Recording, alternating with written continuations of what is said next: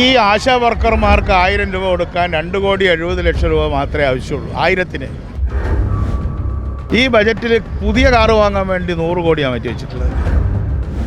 ഒരു മന്ത്രി പോകുന്ന അല്ലെങ്കിൽ മുഖ്യമന്ത്രി പോകുന്ന കാറിനൊക്കെ 1/2 കോടി 3/4 കോടിയൊക്കെയാണ് ചിലവ്. അപ്പോൾ ലക്ഷങ്ങൾക്കും കൊടുക്കുന്നില്ല, ആയിരങ്ങൾക്കും കൊടുക്കുന്നില്ല, സ്വന്തം പോക്കറ്റിലേക്ക് കിട്ടാനുള്ള കാശ് മേടിക്കുക എന്നുള്ള ഭരണക്കാർക്ക് വേണ്ടിയിട്ടുള്ള ഭരണമാണ്. അപ്പോൾ അതുകൊണ്ട് ഈ ആശാമാർക്ക് 10,000-15,000 റുപ്യ അധികം 10,000 റുപ്യ കൂടുതൽ കൊടുത്തതിൻ്റെ പേരിൽ ധനകാര്യ കമ്മീഷനോട് ചോദിക്കാൻ ഞങ്ങളും കൂടെ വരാൻ ഡൽഹിക്ക്. മുഖ്യമന്ത്രി അങ്ങനെ പ്രധാന കാര്യങ്ങളൊന്നും പ്രതികരിക്കുന്ന സ്വഭാവമല്ല, അത് മൂപ്പരുടെ ഒരു തന്ത്രമാണ്. പക്ഷെ ഇത് മുഖ്യമന്ത്രിയെ കൊണ്ട് സംസാരിപ്പിക്കും. നമസ്കാരം. ആശാ വർക്കർമാരുടെ വിഷയം നിരന്തരം നമ്മുടെ സംസ്ഥാന സർക്കാരുമായി ഉന്നയിക്കുമ്പോൾ അവർ പ്രധാനമായും പറയുന്നത് നമ്മുടെ സംസ്ഥാനത്തിൻ്റെ ധനസ്ഥിതി മോശമാണ് എന്നാണ്. എന്നാൽ മറുവശത്ത് വലിയ രീതിയിലുള്ള ധൂർത്ത് നടക്കുന്നുണ്ട് എന്നുള്ളതും യാഥാർത്ഥ്യം തന്നെയാണ്. എന്തായാലും ഈ ഒരു വിഷയവുമായി ബന്ധപ്പെട്ടിപ്പോൾ CMP നേതാവായ CP ജോൺ ഇപ്പോൾ നമ്മളോടൊപ്പം ചേരുകയാണ്. സാർ, ഈ ആശാ വർക്കർമാരുടെ വിഷയവും മറ്റ് വിഷയങ്ങളെല്ലാം തന്നെ വരുമ്പോൾ നമ്മുടെ സംസ്ഥാന സർക്കാർ പറയുന്നത് ധനസ്ഥിതി മോശമാണ് എന്നാണ്. ധനസ്ഥിതി മോശമാണ് എന്നാണ് ഈ ആശാ വർക്കർമാരുമായി നിരന്തരം ചർച്ച ചെയ്യുമ്പോൾ പറയുന്നത്.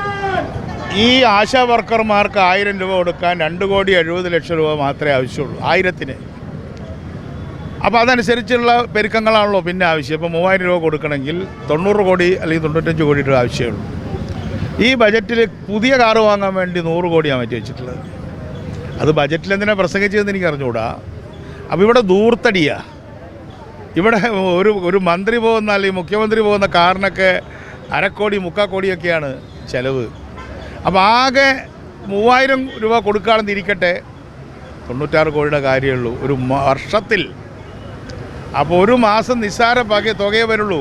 2500 കോടി രൂപയാണ് ഒരു വർഷം നമ്മൾ ശമ്പളം കൊടുക്കുന്നത്. ഒരു മാസം ശമ്പളം കൊടുക്കുന്നത്, ഒരു മാസം 2500 കോടി രൂപയാണ് നമ്മൾ ശമ്പളം കൊടുക്കുക. അപ്പോൾ 10-30,000 കോടി രൂപ ശമ്പളം കൊടുക്കുന്നിടത്ത് ഒരു ചെറിയൊരു 100 കോടിയാണോ വലിയ പ്രശ്നം? ഇപ്പോൾ PSCക്കാർക്ക് അനാവശ്യമായിട്ടുള്ള വർധനവ് നടത്തി. ഈ പറഞ്ഞ ഇത് ആകെ 27,000 ആളേ ഉള്ളൂ, ലക്ഷക്കണക്കൊന്നുമില്ല. അല്ല, ലക്ഷക്കണക്കുള്ളിടത്തും കൊടുക്കുന്നില്ല. ഇപ്പോൾ നിർമ്മാണ തൊഴിലാളികളുടെ പെൻഷൻ കുടിശ്ശിക ആവശ്യപ്പെട്ട് നിൽക്കുന്ന 3 ലക്ഷം ആളാണ്. 3 ലക്ഷം, ഇത് 27,000 ഉള്ളൂ. അപ്പോൾ ലക്ഷങ്ങൾക്കും കൊടുക്കുന്നില്ല, ആയിരങ്ങൾക്കും കൊടുക്കുന്നില്ല, സ്വന്തം പോക്കറ്റിലേക്ക് കിട്ടാനുള്ള കാശ് മേടിക്കുക എന്നുള്ള ഭരണക്കാർക്ക് വേണ്ടിയിട്ടുള്ള ഭരണമാണ്, ജനങ്ങൾക്ക് വേണ്ടിയിട്ടുള്ള ഭരണമല്ല. അവരുടെ പെർക്സ്, അവരുടെ ശമ്പളം, അവരുടെ പെൻഷൻ അതൊക്കെ സുമുഖമായിട്ട് വയ്ക്കുക. ഇന്ന് കേന്ദ്രമന്ത്രിയുമായി നമ്മുടെ മന്ത്രി വീണ ജോർജ് ചർച്ച നടത്താൻ വേണ്ടി പോവുകയാണ്. ഇത് സത്യത്തിൽ ആശ നൽകുന്നതാണോ ആശമാർക്ക്? അല്ല, കേന്ദ്ര ഗവൺമെൻറ്റിൽ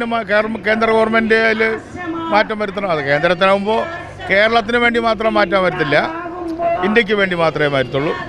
അപ്പോൾ കേരളവും കേന്ദ്രവും തമ്മിലുള്ള ബന്ധത്തിൽ ഇവർ പറയുന്നത് കേരളത്തിൻ്റെ റവന്യൂ ഡെഫിസിറ്റ്, ഞാൻ ധനകാര്യ ഭാഷയിൽ സംസാരിക്കുകയാണ്, ഞങ്ങളുടെ റവന്യൂ ഡെഫിസിറ്റ് കൂടാനുള്ള കാരണം ഞങ്ങൾ ടീച്ചർമാർക്ക് ശമ്പളം കൊടുക്കുന്നു, ഞങ്ങൾ നഴ്സുമാർക്ക് നല്ല ശമ്പളം കൊടുക്കുന്നു, അതുകൊണ്ട് ഞങ്ങൾ ധനകാര്യ കമ്മീഷനോട് ആവശ്യപ്പെടുകയാണ്, കാശ് വേണം. ഇതും കൂടെ ചേർക്കട്ടെ മെമ്മോറാണ്ടത്തിൽ, അഡീഷണൽ മെമ്മോറാണ്ടം കൊടുക്കട്ടെ. ഞങ്ങൾ ആശാ വർക്കർമാർക്ക് 15,000 റുപ്യ കൊടുക്കുന്നതിൻ്റെ ഭാഗമായിട്ട് ഞങ്ങൾക്ക് വന്ന അധിക ചെലവും കൂടി ധനകാര്യ കമ്മീഷനിൽ നിന്ന് ഞങ്ങൾക്ക് തരണമെന്ന് പറയട്ടെ. ഞങ്ങൾ ഒപ്പിട്ട് കൊടുക്കാം, UDF ഒപ്പിട്ട് കൊടുക്കാം. അതുകൊണ്ട് റവന്യൂ ചെലവും ശമ്പള ചെലവുമാണ് ധനകാര്യ കമ്മീഷനോട് പണം ചോദിക്കാനുള്ള കേരള ഗവൺമെൻറ്റിൻ്റെ റൈറ്റ്. ആ റൈറ്റ് സംസ്ഥാന ഇപ്പോൾ ഇവിടെ VM സുധീരൻ വന്നിട്ട് പോയി. ഡയറക്റ്റ് പേയ്മെൻറ്റ് കോളേജിലും സ്കൂളിലും കൊടുത്തതുകൊണ്ടാണ് ഈ റവന്യൂ ഡെഫിസിറ്റ് ഇത്രയും വരുന്നത്. 72-ൽ 52 വർഷമായി. അപ്പോൾ അതുകൊണ്ട് ഈ ആശാമാർക്ക് 10,000-15,000 റുപ്യ അധികം 10,000 റുപ്യ കൂടുതൽ കൊടുത്തതിൻ്റെ പേരിൽ ധനകാര്യ കമ്മീഷനോട് ചോദിക്കാൻ ഞങ്ങളും കൂടെ വരാൻ ഡൽഹിക്ക്. മുഖ്യമന്ത്രി ഒരു വിഷയത്തിൽ പ്രതികരിച്ചതേയില്ല, ഒന്നും തന്നെ ഒരു അക്ഷരം മിണ്ടുന്നില്ല. മുഖ്യമന്ത്രി അങ്ങനെ പ്രധാന കാര്യങ്ങളൊന്നും പ്രതികരിക്കുന്ന സ്വഭാവമല്ല, അത് മൂപ്പരുടെ ഒരു തന്ത്രമാണ്.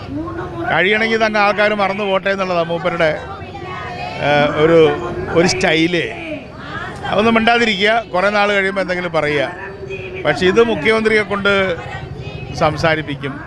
അപ്പോൾ ഇന്നലെ ഏതായാലും ചർച്ചയ്ക്ക് വിളിച്ചത് നന്നായി. പ്രതിപക്ഷ നേതാവ് ഇടപെട്ടു. UDF-നെ സംബന്ധിച്ചിടത്തോളം ഞങ്ങളെല്ലാവരും ഉണ്ടല്ലോ.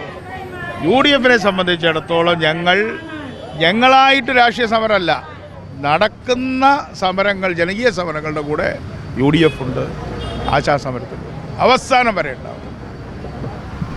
എന്തായാലും ഈയൊരു ആശാവർക്കർമാരുമായുള്ള നിരന്തരം ചർച്ചയിൽ സംസ്ഥാന സർക്കാർ ഉന്നയിച്ചത് ധനസ്ഥിതി മോശമാണ് എന്നുള്ള കാര്യം തന്നെയാണ്. എന്തായാലും ഇപ്പോൾ നമ്മളോട് പ്രതികരിച്ചിരിക്കുന്നത് CP ജോണാണ്. ക്യാമറമാൻ അഖിൽ അശോകിനൊപ്പം അമൽ രുദ്ര, മറുനാടൻ മലയാളി, തിരുവനന്തപുരം.